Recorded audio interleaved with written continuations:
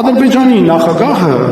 այդ փաստաթղթերի ստորագրումից հետո ես շատ ուշադիր հետևել եմ այդ գործընթացին։ Իր մամուլի ասուլիսով հստակ ասեց, որ Հայաստանը պետք է փոխի սահմանադրությունը եւ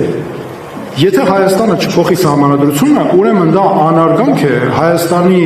ներողություն ԱՄՆ նախագահի նկատմամբ։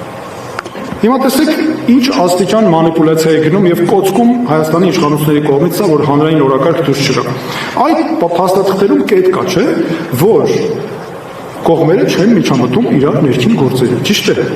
Հիմա եթե Ադրբեջանի նախագահը հայտարարում է, որ Հայաստանը պետք է փոխի սահմանադրությունը եւ ասում է, թե չէ, դա անհարգալից վերաբերմունք կլինի ԱՄՆ նախագահի նկատմամբ, Սեք արդեն որտեղ են տանում ու ինչ է նշանակում։ Այսինքն սրանից լինելու են